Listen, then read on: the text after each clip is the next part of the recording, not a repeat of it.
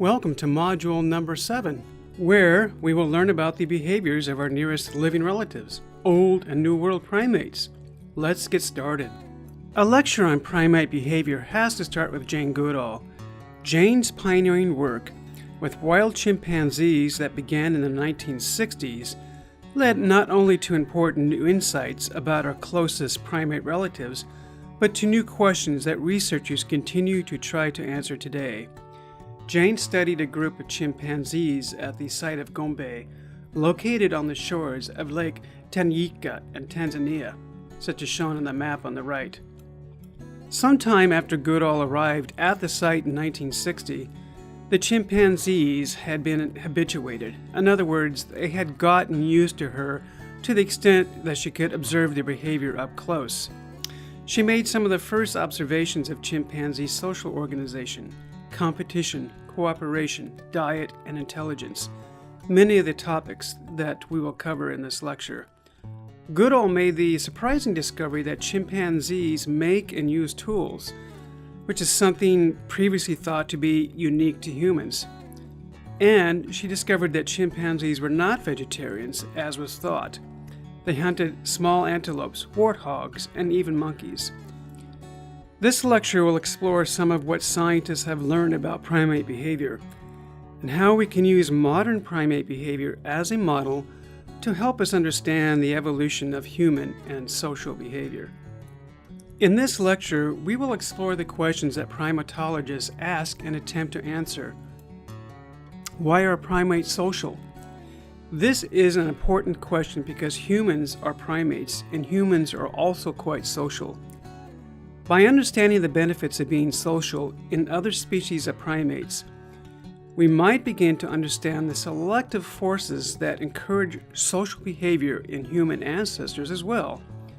We will look at the different group structures or societies that primates live in and how reproductive strategies differ in different primate societies. Central to understanding primate behavior is a study of how primates acquire the food they need to survive. Finally, we will look at some case studies that help us understand how primates communicate with one another. No other primate possesses the language capacities of modern humans, but the origins of human language can be better understood by examining how different primate species communicate. Let's start with the complex social groups that primates live in. Primatologists have made some general observations about social behavior in our primate relatives. First, primates have a wide range of behaviors that serve as social cues. They touch one another, groom, fight back, greet, lip smack, and even hug. These behaviors serve as a form of social currency that help establish, break, or reinforce bonds between individuals in a group. Primatologists have also documented the many different and often highly complex ways in which different primates form alliances with one another. Variables determining who gets along with whom include kinship, rank, age, and sex. Finally, unlike those in many other species, primates' social relationships are long-term. Establishing long-term bonds means that one individual can assist another in the short term, only to be rewarded later. This kind of cooperation between individuals is more likely to evolve in species that have long lives and have the brain power to remember specific individuals and events. Why are primates social at all? And how can we understand social behavior in an evolutionary context? The key here is to recognize that primate behavior is in many ways dictated by natural and sexual selection. Those behaviors that enhance one's chance of survival and reproduction will be selected for and will evolve.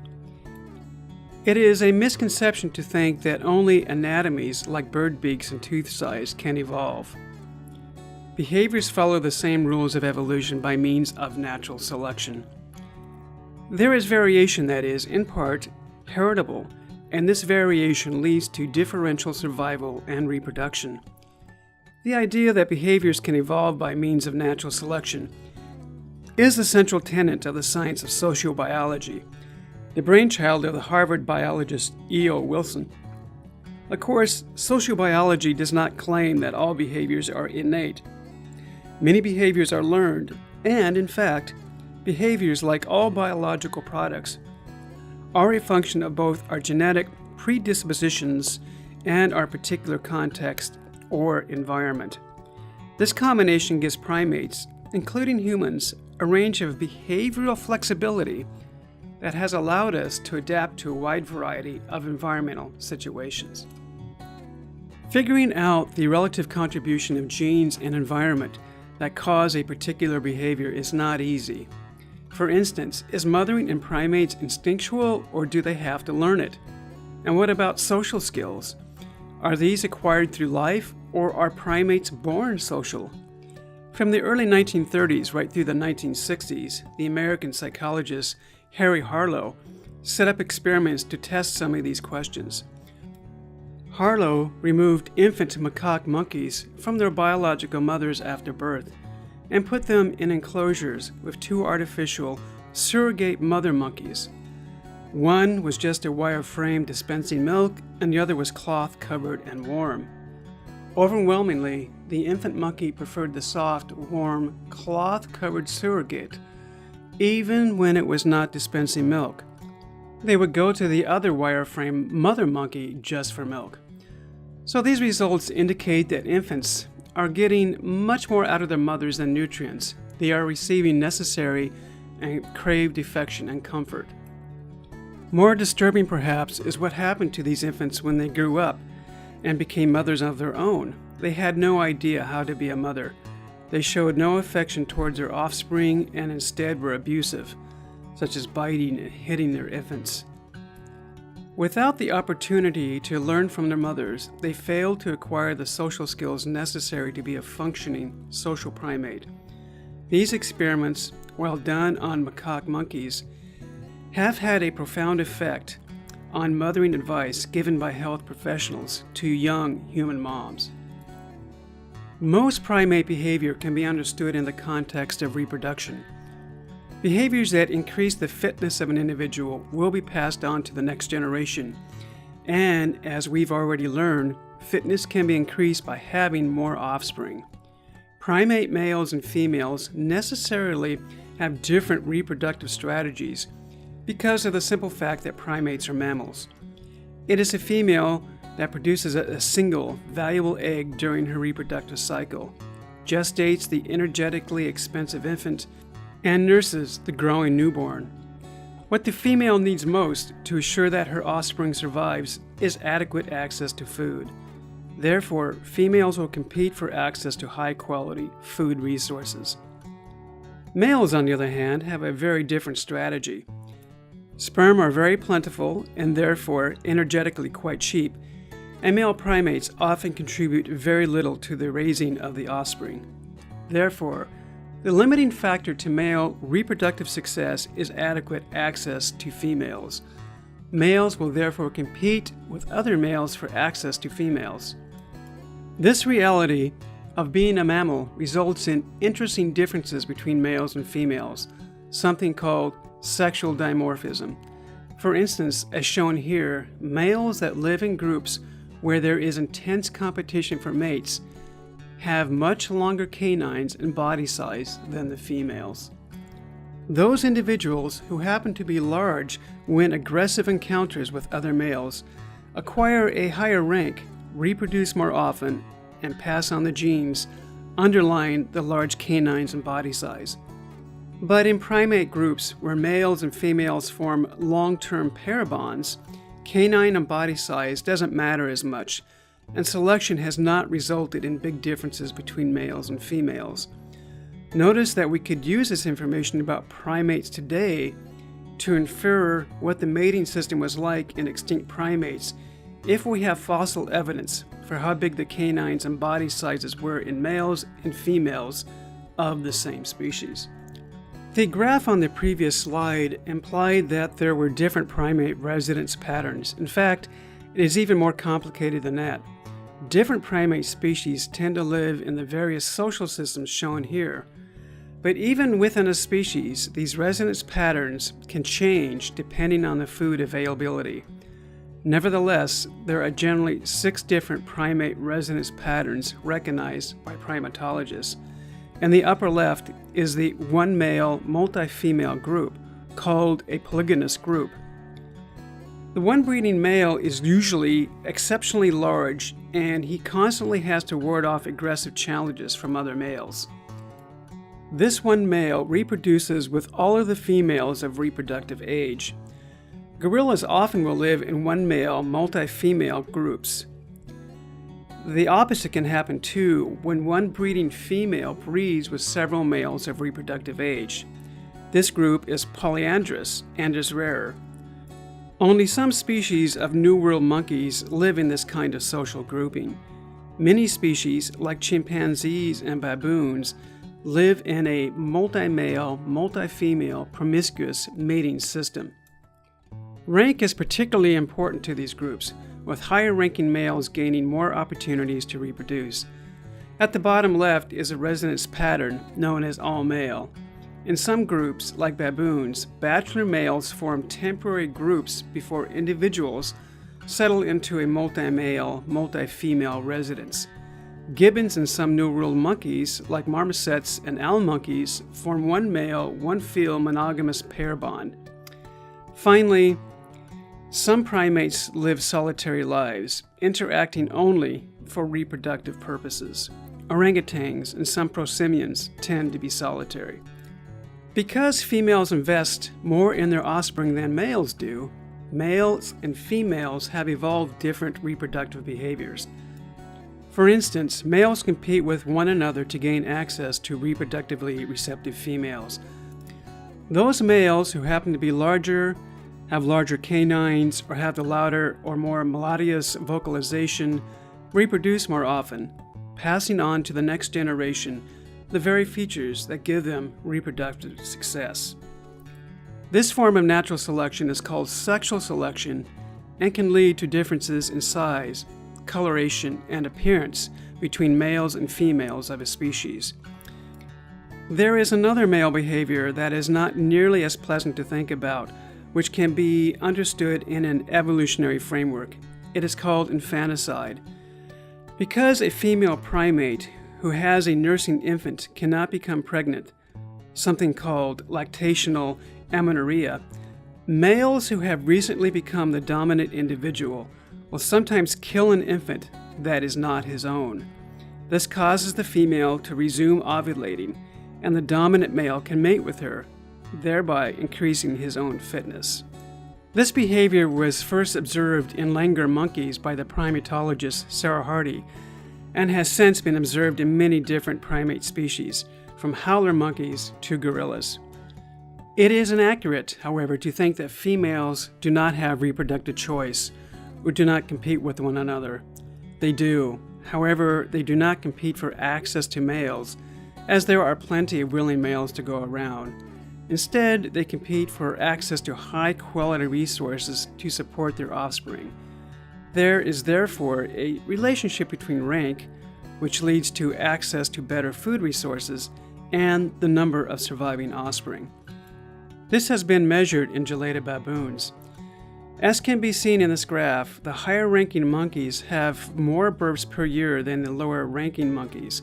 This trend is being driven by access to enough food to support a healthy baby. Up to this point in the lecture, we've been discussing competition among primates, but primates are also remarkably cooperative. Chimpanzees, for instance, will hunt together and share food with one another. Many primates, including humans, groom one another, as can be seen in the image at the bottom of the slide of grooming chimpanzees, shown on the left, and humans on the right.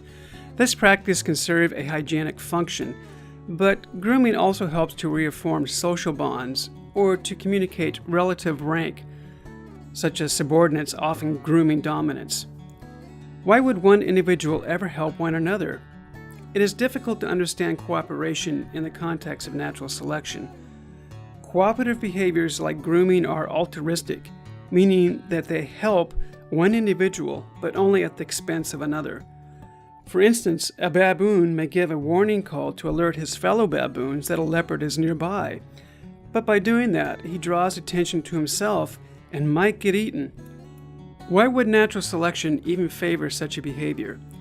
In the early 1960s, an evolutionary biologist by the name of William Hamilton hypothesized that altruistic acts can evolve if the act benefits related individuals in the group.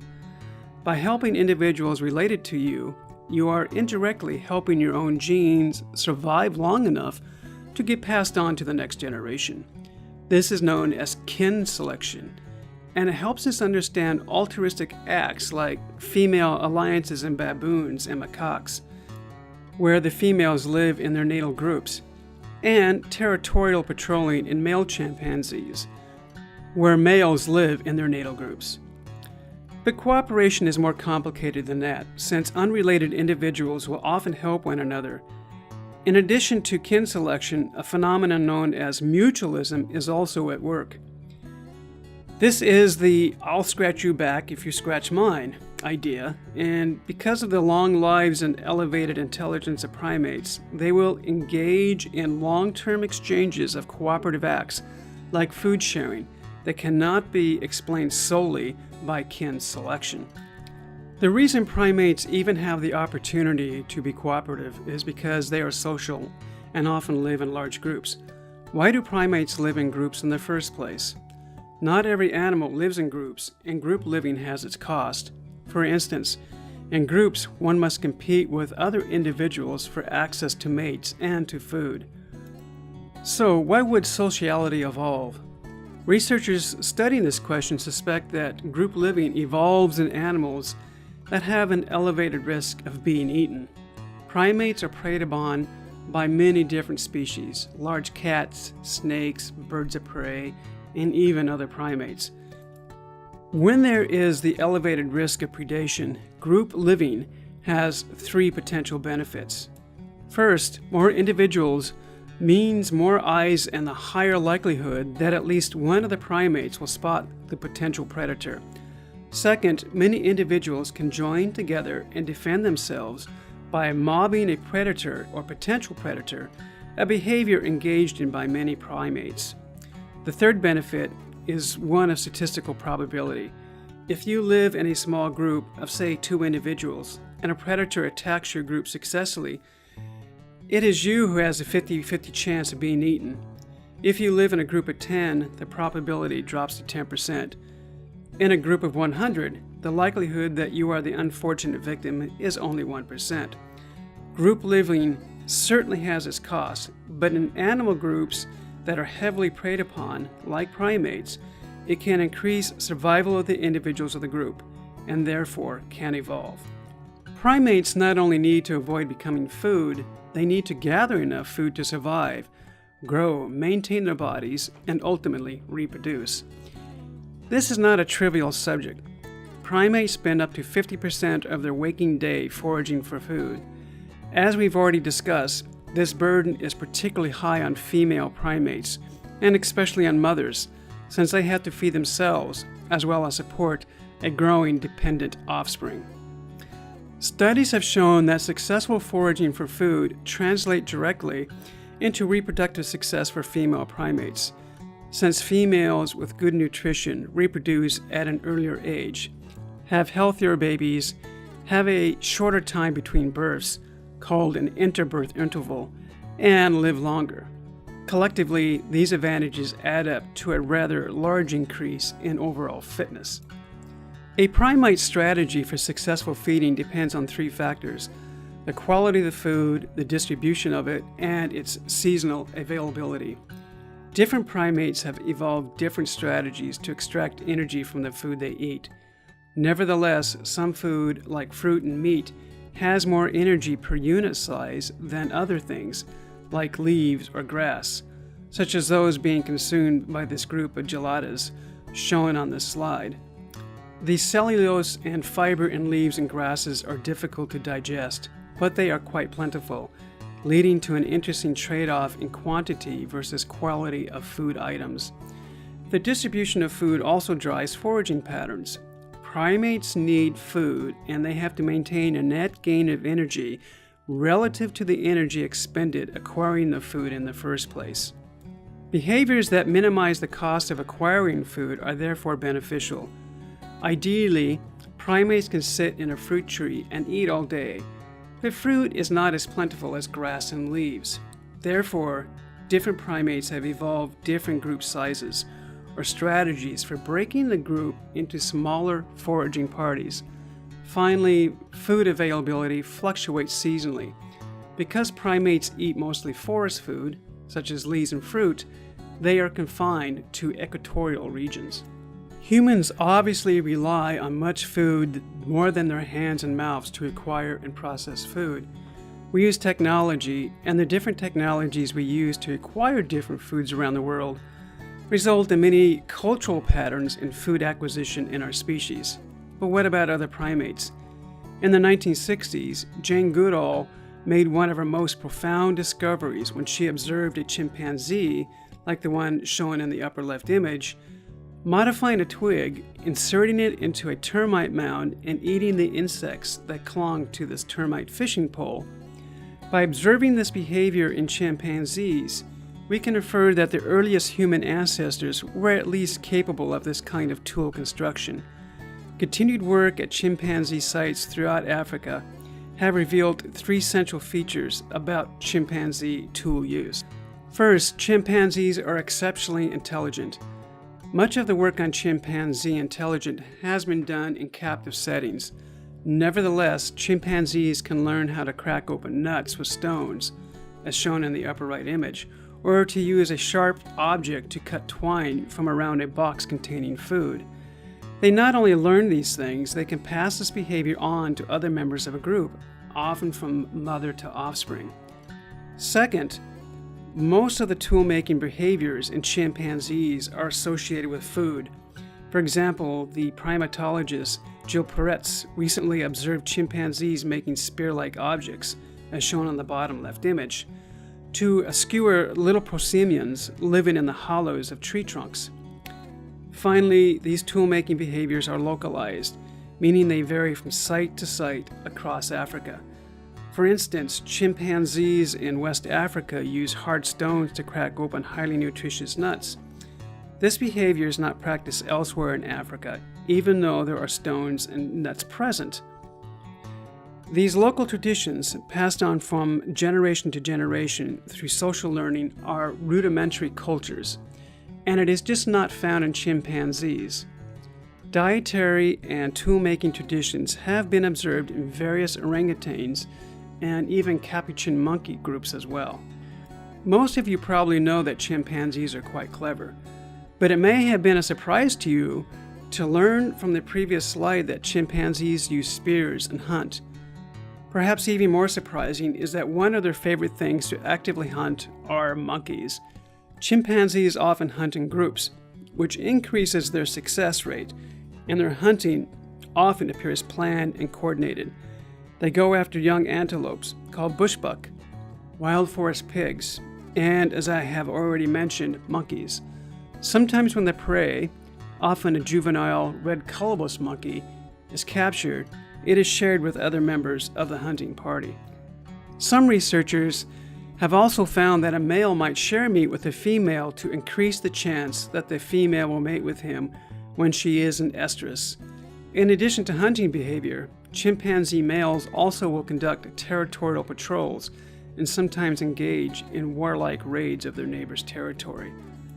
These raids can result in the brutal beating or killing of rival males. Chimpanzees can be wonderfully cooperative and clever, but they can also be brutally violent and competitive.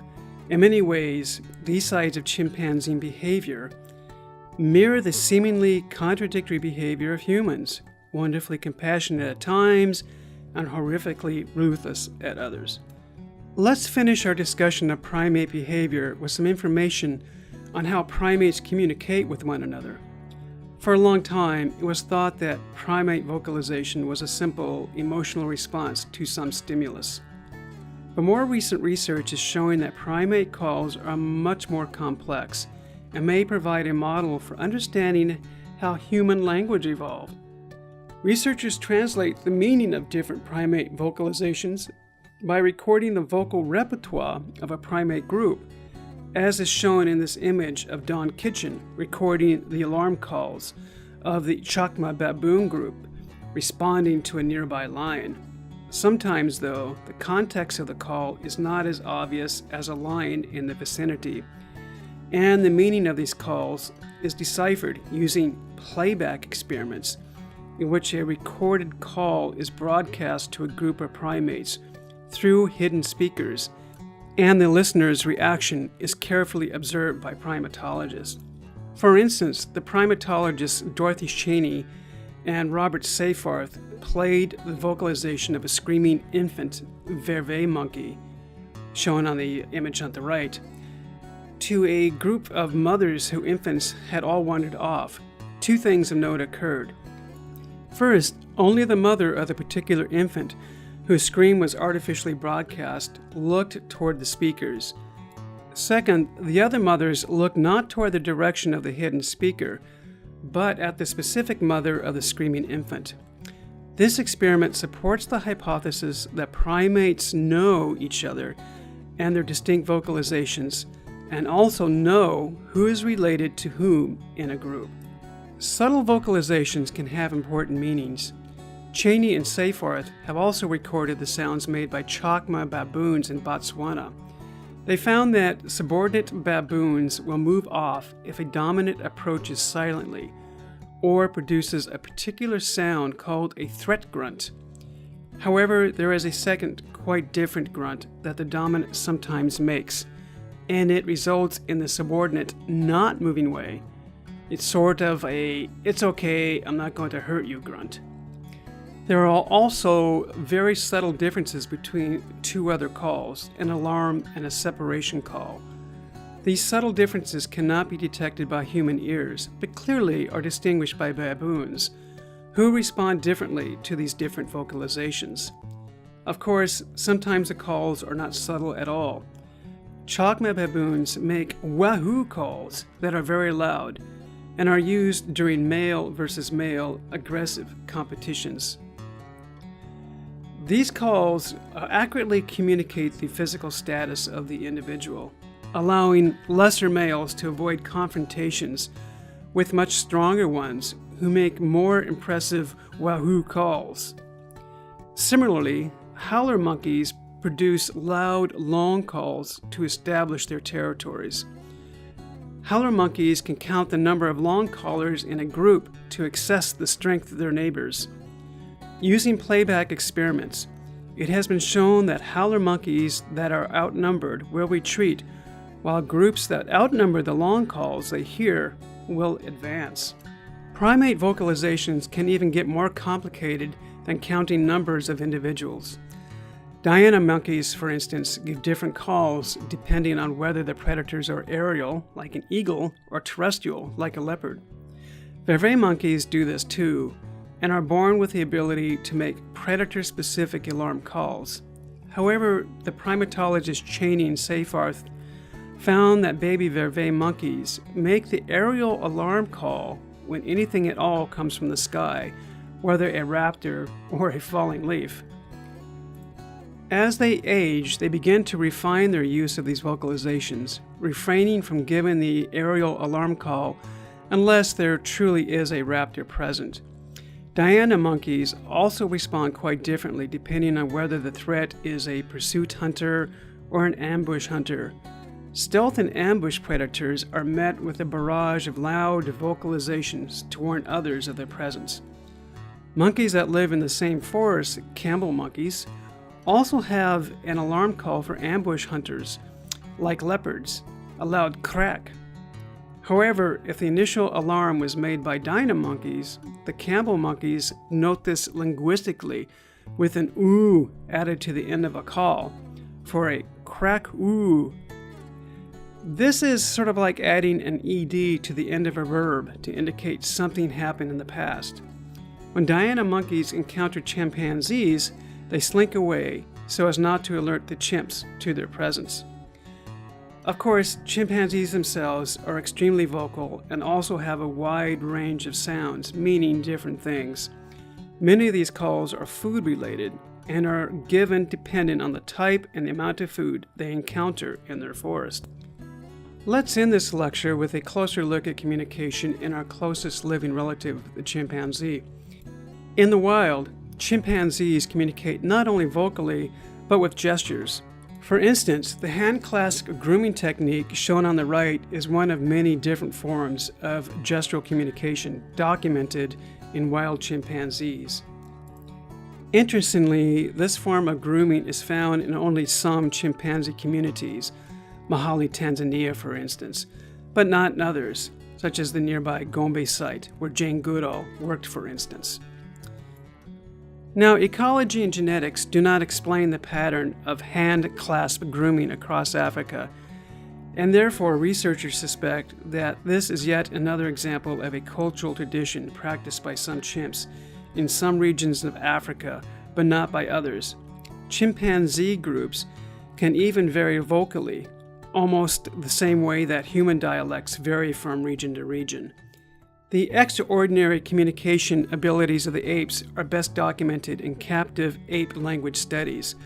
Many apes, including orangutans, gorillas, and chimpanzees, have been taught American Sign Language. Kanzi, a bonobo, has been taught to communicate using symbols on a keyboard, and these are called lexicograms. He has the same level of communication skills found in a human 2-year-old, and is shedding important light on the communication abilities of our early human ancestors before the evolution of spoken language.